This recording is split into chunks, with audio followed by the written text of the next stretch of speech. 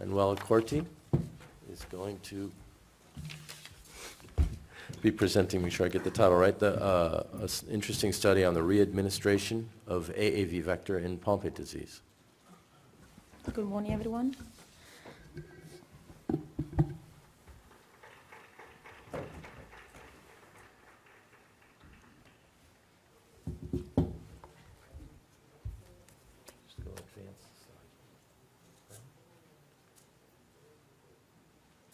I think the battery is gone.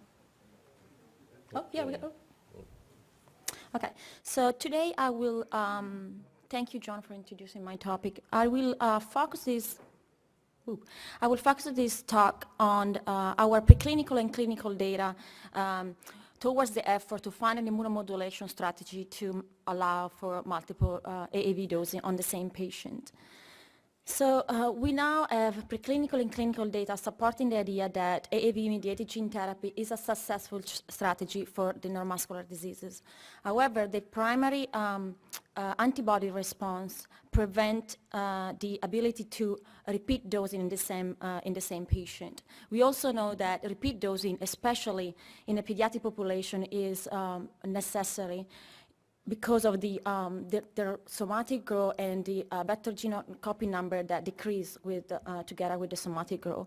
In addition, there is also a primary antibody formation that might affect the clearance of the vector. So for this reason, we think that immunomodulation strategy is needed to allow for multiple redosing over the lifespan. So in this slide, I'm showing the G activity in primates that receive AAV9 vector carrying the human GA in a newborn primate. And as you can see, through a monthly muscle biopsy, we were able to detect that the G activity reduced throughout the first year. So we think that this is what will happen in a child that will receive the vector early in the infancy. Another observation supporting all this, our work towards this pre-immunity is that it's coming from our original trial in 2013 in Pompe patients. So in this trial, we injected 5 children with AAV1 carrying the human GA in the diaphragm. And you can see that in all these subjects developed an increase of anti-capsid antibody against AAV1. We also have a subgroup of patients that were receiving immunomodulation to manage reaction for ERT. As you can see, this group did not develop the antibody against the capsid. So our observation was that the B-cell depletion due to the immunomodulation was able to prevent the formation of antibody. The immunomodulation is described here. Basically, they were receiving rituximab, which is an antibody against the CD20 protein expressed on B-cell. It basically induced a B-cell depletion. And the other agent was sirolimus, that is primarily a T-cell modulator, but also has an effect, we learn has an effect also on B-cell. So based on this observation altogether, our hypothesis was that the B-cell depletion induced by these two agents combined would successfully block the immunoresponse against the capsid and also the transgene. And this strategy could be useful for repeat dosing over in the same patient over the lifespan. So to test this hypothesis, we conduct this we conduct this experiment in CD20 GA knockout mice. Basically, these mice present the CD20 protein, and therefore the human CD20 protein. Therefore, they are responsive to the treatment with anti-CD20 antibody. So in this experiment, the mice will receive 1 dose in one hand limb or 2 doses, one in one side and the other on the other side. We also use the combination of these 2 agents as an immunomodulation, and the dosing were 3 weeks apart. So let me orient you in this graph. So we have 2 control here in blue and green. We have 2 groups here in yellow and red. This group, we use the immunomodulation. In yellow is the group that received just 1 dose in one leg, and in red is the group that received 2 doses with the immunomodulation. This is our negative control for the immunomodulation, so it just received the vector. As expected, we see that the group that did not receive the immunomodulation had an increase of antibody against the transgene and the capsid. However, this kind of proves our hypothesis that when we use the immunomodulation, both with 1 dose or 2 doses, we did not have an increase of antibody against the transgene or the capsid.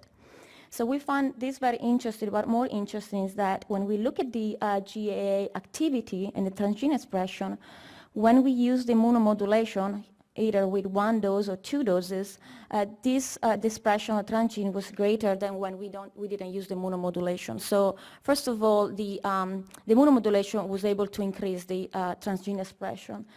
Further, when the group that received 2 doses, we saw an increase of the G activity also on the other side. So these experiments were done intramuscular. So we know that to have a clinical more significant study, we should do IV route. So we repeat the same experiment, same setup, and the coding of the color the same with IV injection in the same mice. And we basically obtain the same results. So there are not antibody against the transgene or the AAV9 capsid when the immunomodulation was used. So we took all this data together and we submitted an IND to the FDA, a pre-NDA to the FDA, and with a design of what we wanted to bring forward in the clinical trial. So together with the FDA, we were able to design some of the toxicology study in support of an IND submission.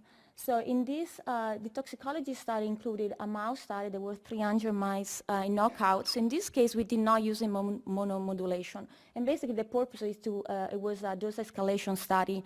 And we wanted to see the effect of the vector injected 1 time or twice without the use of immunomodulation. Then we move on the primate study. We studied 28 primates. The reason why this design was so complex is because the FDA requested to test each of these agents alone. So we tested the sirolimus alone, rituximab alone, the combination of the two, and the combination of the two with the vector. So basically, with this study, we were able to study the effect of immunomodulation in a larger sample. So first of all here, I'm just reporting the liver enzyme because we didn't find any toxicity. As you can see, there was lots of groups, but they all remain very low, so there was not any toxicity to the liver. So I simplified the design because it was complicated to present all 28 primates, but here basically are the groups of interest. So if you pay attention to this circle here, in green are the animals that receive 1 injection in in the right side, as you can indicate here with the plus, without immunomodulation. In yellow is the group that received the same dose with immunomodulation. As you can see that there is an increase of the transgene expression. Again, the same things that we saw in the CD20 mouse, we were able to replicate in primates. What we find very interesting is that when the dose was repeated twice in the right and in the left leg, first of all, we have the G activity in both sides, but if you look at the group that did not receive the immunomodulation, you see that there is actually a reduced activity from just 1 dose. So probably the antibody cleared the vector. So we really feel like the immunomodulation is important in this case. So we also look at the antibody against the transgene. So if you look at these 2 groups, the red and the yellow, at the bottom here are the group that receive 1 or 2 doses of the vector with the immunomodulation. As you can notice, there are not any antibody against the transgene. These 2 groups are the group that receive the vector without, the blue one is 2 doses and the green is just 1 dose, and both develop antibody against the transgene without the immunomodulation. So these were like lots of complex studies, and so we learn a lot. I'm just presenting a summary of some of our observations. One of the important observations that I think is important to consider when we move to clinic is that when we screen the naive state of this animal and all the patients, we should consider not only the neutralizing antibody, but also the total antibody. And the reason is described in this table. Here is an example of 4 animals that were screened for having a neutralizing antibody below 5. But when you look at the baseline level of the total antibody, you can definitely see that this value vary a lot. They go from 10 to the 3rd to 10 to the 5th. So these animals are not exactly the same regarding the titer antibody. This difference is also exacerbated when we dose the animal. So if you look at this, the maximum titer for a neutralizing antibody is 320. If you look at this number, they really they are totally different. We are billion here. So if we were just looking at the neutralizing antibody, probably we will have missed the fact that they have a high titer antibody, total antibody. So this is something that we want to consider in clinical trial. So the other aspect is that in the setting of pre-immunity, high titer antibody can lead to severe immunoreaction. In fact, some of these 2 animals here, they were pre-immune and they did have a reaction. So for this reason, our laboratory initiated some study looking at the pre-immunity and how we can manage the high titer antibody to make sure that all the patients can be included in studies, since now most of the study are excluding all the patients that are pre-immune. So in summary, we can say that this CD20 knockout mice study showed that both IM and IV dosing led to augmentation of the G activity with no formation of antibody against the transgene and the capsid. We also saw that screening for naive status required both the total antibody and neutralizing antibody. Protection with immunosuppression allow for repeat administration of AAV9 by intramuscular dosing in primates, and also we were able to prevent antibody formation against the transgene. So we took all this data and we submitted to the FDA, and last year we received approval to initiate the first study in patient in where we will inject twice the vector. So this study is done in adult Pompe patient. Is a within participant double-blind randomized or the late start design. So basically, each patient in this study, their leg will be randomized to receive the active treatment in one side and the excipient on the other side. And then 4 months later, the leg that received the vector will receive excipient and vice versa. So the aim of this study is really to test the safety of repeat dosing. We will also look at efficacy. In fact, we are doing a muscle biopsy, and the muscle biopsy we will look for G activity and also glycogen clearance. We also have some functional outcome measures such as strength, walking, MRI. With the MRI, we will look at the T2 mapping to look at reduce of glycogen. But really, the purpose of this experiment is to basically prove that repeat dosing is possible with immunomodulation. So you will probably ask why we are doing, first of all, in adult, and second, intramuscular. So this was a suggestion of the FDA. So first of all, we decided to do in an adult because the FDA really wanted to test this one did not want to test this in children. And the reason why we decided to do intramuscular is because it will allow to do a blinding of the side. So we will really, all the evaluators are, and the person that injected the vector, they don't know which leg it will be, and the biopsy receive the vector. So it's really a nice design to prove the concept. So the purpose of this study is to initiate the future clinical trial using IV dosing, or maybe the combination of IV and IT or whatever. So this trial include 6 subjects. So far, we involve 3 subjects. The first one received last Friday, the second dose in the other leg. So I will have some preliminary data from this subject, but I don't have the latest antibody because we are here. And the second subject received the first dose in one leg, and the next dose will be in about a month, and the third subject is going through screening. So basically we are improving the GA mutation. So in the next slide, I'm just showing some preliminary result. As the primate data anticipated, the IgM and the IgG, the IgM are in orange below here, and the IgG remain low up to 90 days. As I said, I don't have the latest because it was just last week.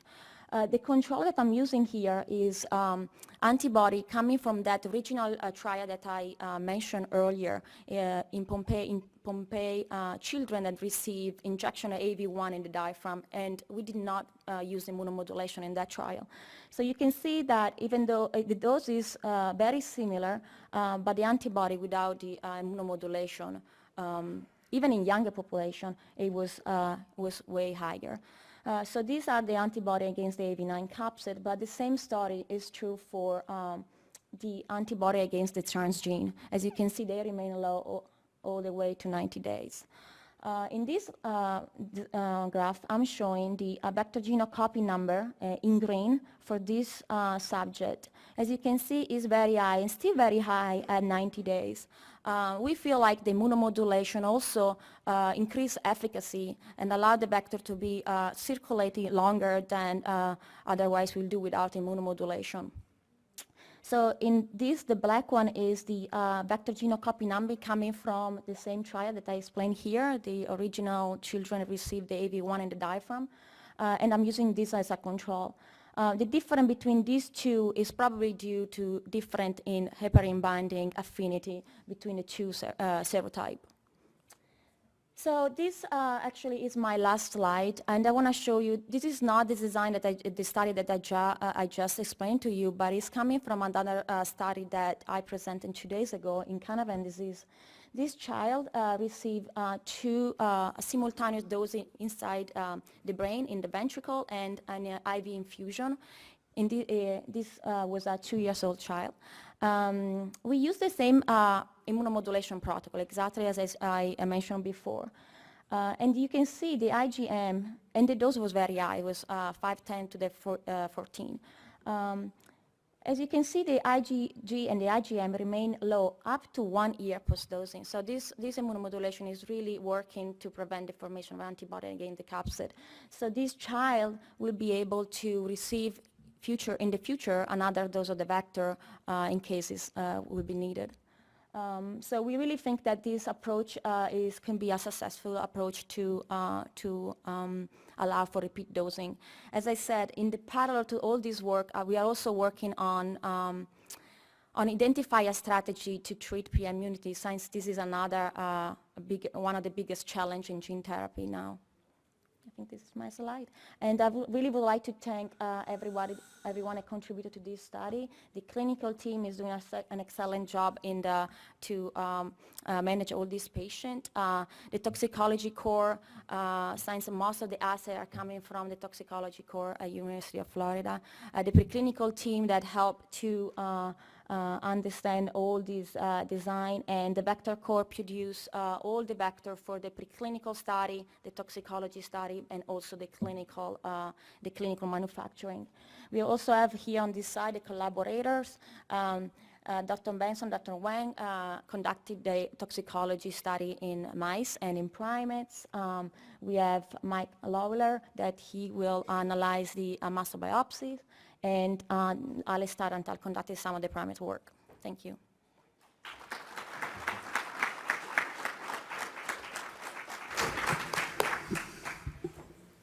Thank you very much. The speaker is now available for questions. Hello, very nice work. I have a couple comments and questions. You referred to increased transduction with immune suppression. How do you determine if it's increased transduction or increased activity because you're not neutralizing GAA?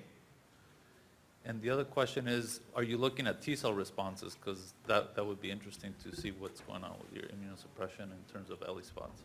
Yeah. So regarding the first question, the observation about increasing, we did increase G activity, you're right, but we also, our observation is coming from having more vector genome copy numbers circulating in the blood, so having more exposure to the vector. that was the two observations together. We think that it will increase the effect. Yeah, but more vector in the blood is just a result of not getting it cleared through antibodies, right? Not necessarily. It could be circulating and then getting into exposure in the cell.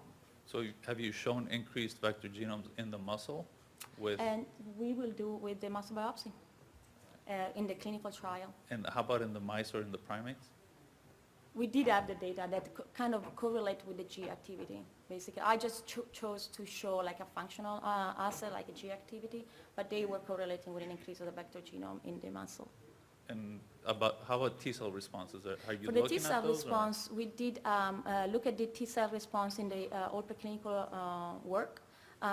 We did have some T-cell responses, but they were not generalized, especially in the groups that did not receive the immunomodulation. The groups that received the immunomodulation did not have any T-cell response.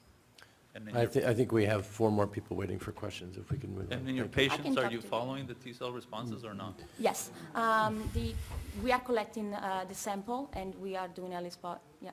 Thank you.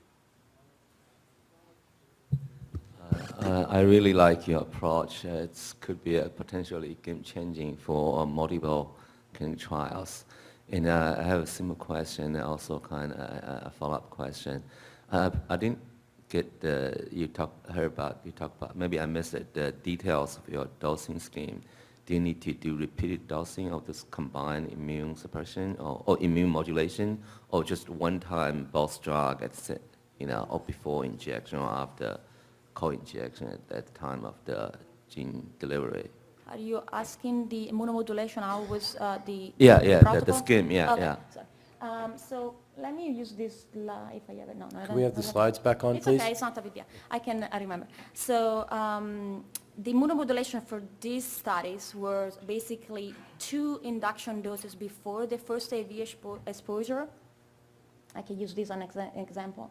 So there was 2 induction doses before the exposure of AAV. Was that like 2 weeks before, 1 week before? Yeah, it was about, we learned that in all this experiment, we were just doing, so the protocol will be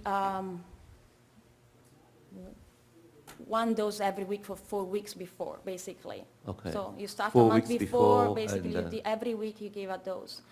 To kind of accelerate, in our preclinical work, we just combined these 4 doses in 2, and we gave 3 weeks apart before the AV dosing, these 2. We kind of learned that maybe going back to the original protocol, giving separation between might be better. But basically, there are these induction doses before the vector. And our strategy is, in this child, for example, we gave another dose here on 180. 180 days, okay. And the reason why we gave this, just to go back to the previous question, I don't know where he went, but the vector genome copy number circulating was still high, and the B cell were coming back. So this observation led us to think that another dose to bring down the B cell, in the meantime, the vector genome was still circulating, would probably protect. And that is actually what happened here. So we were kind of late. The B cell were coming back, and that is kind of this small bump here, but now it's kind of actually going down again. So basically, to answer your question, until the vector is still circulating, you want to add the B cell down. Okay. So one more question. I mean, have you tried to push your strategy to a more harsher condition, like say in the context of adenovirus delivery, let's say in a mouse model? Can you just repeat your question? Instead of giving AAV, Yeah, no, but we didn't challenge do with it. adenovirus to No, see we how did how not. far you can We are push it. just, so basically all this work is in support of some of our clinical trial that we have in mind, so we are just going to go towards that to facilitate Facilitate. the future, yeah. Thank you. Thank you. You said that you also tested the 2 immunomodulation reagents alone, Mm-hmm. and rapamycin is presumably safer, or because it's less drastic. And how did it work when you just had one of the 2? So are you asking to describe a little bit more about the effect of the two separate agents? Okay. So the reason why we decided to, we didn't decide, basically the FDA asked us to do this very complex primate study because they wanted to make sure that there was not an interaction between the agent and the AAV. So we have to test the AAV with sirolimus, even though it's safe. They wanted to see if there was an interaction between the vector and the agent alone. In order to separate the two, they asked us to do separate groups. But we did learn something that basically the two agents alone are not able to deplete the B cell as well as the combination of the two. And we were a little bit surprised because we know that the sirolimus is more acting on the T cell, and we thought that the rituximab alone might be enough, but that was not the case. So the combination of the two is the best one to deplete the B cell for a longer time. Thank you. Hi. What was the dose of the rapamycin that you used in the, and how long did you have to give it? The dose, I'm sorry now, I don't know if I wrote it, I'm skipping the exact dose, but it's exactly what is suggested and is used clinically, basically. You basically, there is this range, you have to be, I think it's between 1 and 3, what is recommended is to monitor the level of sirolimus throughout the study. And we initiated that, just to go back to this example, we initiated the sirolimus 3 days before the AAV dosing, and we kept throughout the study, daily here. So for a year? So yes, for here. We interrupted with the sirolimus now. We are still collecting data on the patient, but we interrupted the sirolimus. So basically, it's the kind of the same concept. You want to keep it until the vector genome are still circulating. If the vector genome are gone, then you can suspend it. Thank you. Thank you. Beautiful, beautiful data and Thank story. you. Thank you. Congratulations to you and the team. I'm curious actually also, and Garrett Hefner, Audentes Therapeutics, I was curious on the selection of the immunomodulatory strategies. You guys have also published beautiful data with the BAFF inhibitor, Benlysta, in the animal models. And actually we chatted briefly at the World Symposium back in February or whenever it was about using that clinically, and in a pediatric case you had indicated that it's not approved, but Correct. This is the adult setting. I was just curious, any discussions that you may have had or any context on that beautiful Benlysta data and the opportunity to translate that in the future as well in this kind of Right. setting.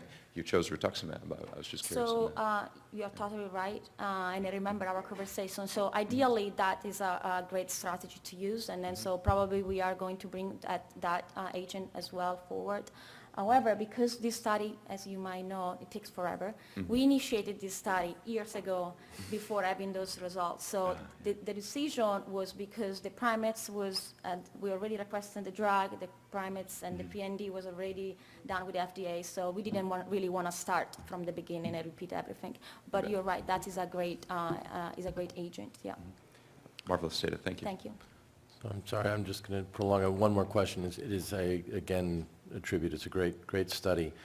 I wonder if an alternative theory that I've wondered about, as I was commenting earlier in my study, is the role of contaminating DNA on some of these immune responses. People have argued that capsid DNA can be an important stimulator of capsid immunity. If there were DNA being transferred in these patients, wouldn't you predict that perhaps it didn't matter how long you immunosuppressed, that as soon as you removed it, you might see antibodies come up? So we will see. I mean, for our study, we really think that if the vector is not circulating, it will not there. But you're right. As mentioned before, if they are in the tissue or somewhere and it's exposed, we will learn from this. Yeah. But that's our hypothesis based on our preclinical data. But clinically, we haven't done that. So. Great, thank you. With that, we'll close the session. Thank you again to all the speakers.